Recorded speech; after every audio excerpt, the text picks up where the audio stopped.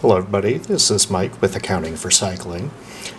Today we're going to look over an unboxing of the Garmin EDGE 830. Now this Garmin is going to replace my Garmin EDGE 820. Nice computer, it's served me well for the last 5 years.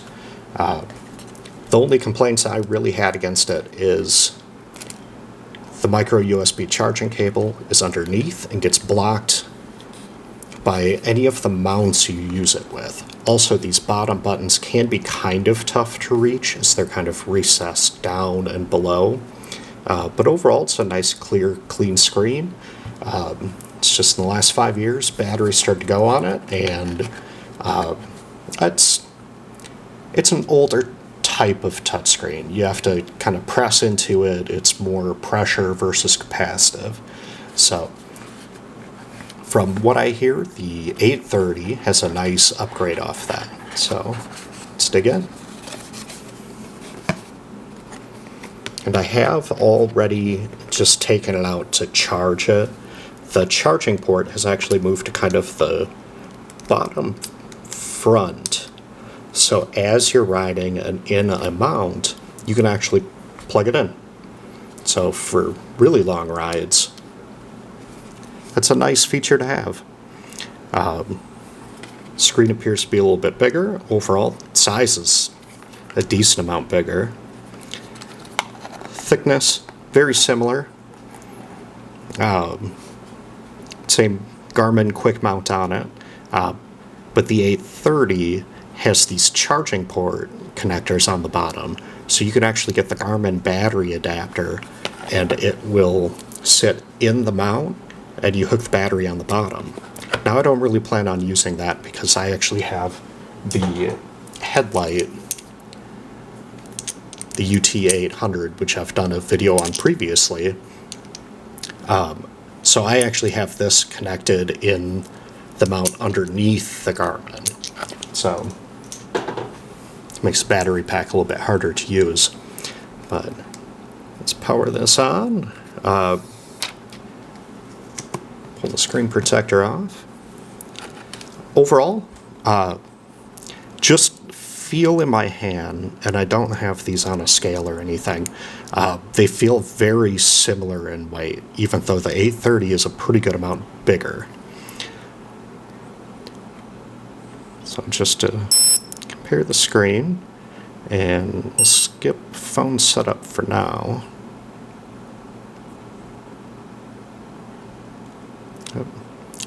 Basically just setting it up for all the US things. I believe this is actually where the phone connection might benefit. So I do have my phone next to me. We'll open up the Garmin Connect app. We'll continue. Devices. Add a device. So it might be a little difficult to see on camera here. And there we are, EDGE 830. To connect. Excellent. And as this is completing setup, we'll continue with the unboxing. So the nice thing with the Garmin Connect app is it makes the whole setup very easy, very straightforward. It registers your device with Garmin for the warranty. Yes. And since we're going from an old device to a new device, it's just transferring everything over. Cool. And as that's syncing, we'll continue with the unboxing. So you just got the cardboard that holds the device and a whole mess of mounts, most of which I won't use, but it does come with everything you need to get started. So, and even including the dual-sided mount, so if you do have the headlight or any of the battery pack, the headlight, anything that would connect underneath, you've already got the mount for that. The Garmin mounts are solidly built. They're on a hinge too, so you don't have to do some weird pull bend, really kind of forced on. You also get the rubber band quick mount that goes onto your stem. You can put it on a handlebar too. So you just kind of get all the different options. And then your safety and product information and quick start manual. But as that is working, I'll put all of this back in the box. You never know when you actually might need it. So I recently got a specialized Turbo Vado e-bike, and I was pretty happy with myself that I saved some of the mounts and all that. It really kind of came in handy to actually have all of those set and ready, especially having a backup mount to put the headlight on. But even if you do need to replace them, they're not terribly expensive. Plus, you can get all sorts of different, more specialized type mounts depending on what you want to do with your computer.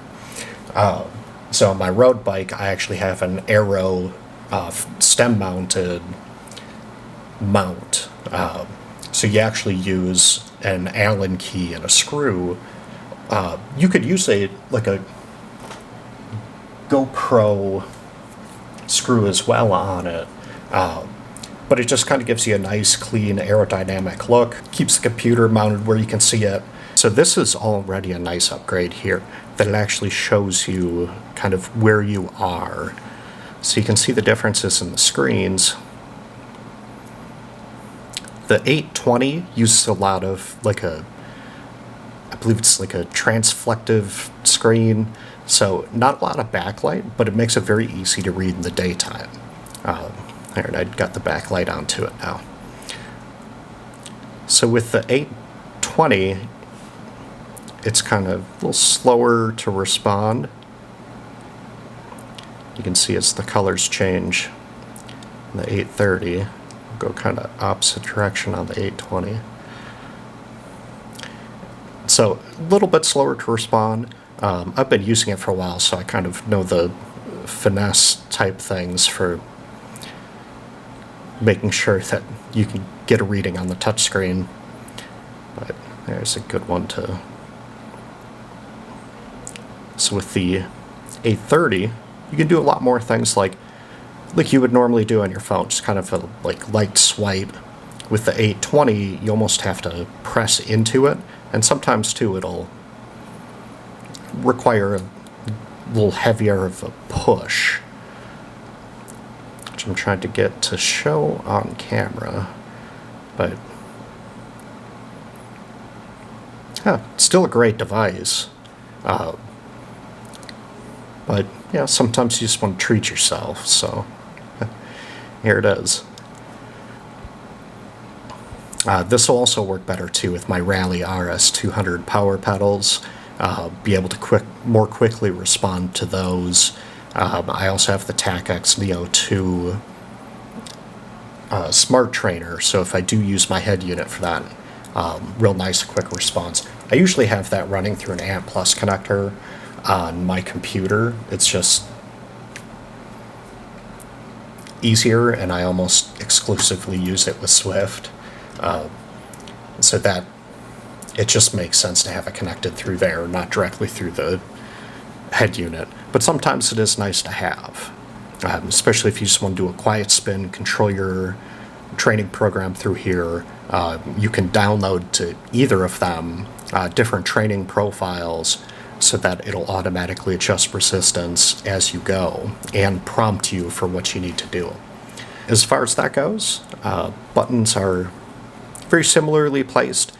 The 830 kind of has them positioned a little more up and slightly more easily accessible. But I'm looking forward to using it, especially outside. Right now it's, I think, 13 degrees with a wind chill well below 0 degrees Fahrenheit. But I'm looking forward to giving it a try and cruising around with it. It should also be really nice for my first triathlon, which I'm planning to do in early June. So that'll be real nice. But otherwise, thank you for watching. If you like my content, please like the video, subscribe, watch for more. I plan on having more videos coming out more frequently. I focus a lot on bike things, bike technology, bike stuff, and a little bit other technology, and occasionally just kind of general life stuff. Thank you so much for watching, and I hope you have a great day.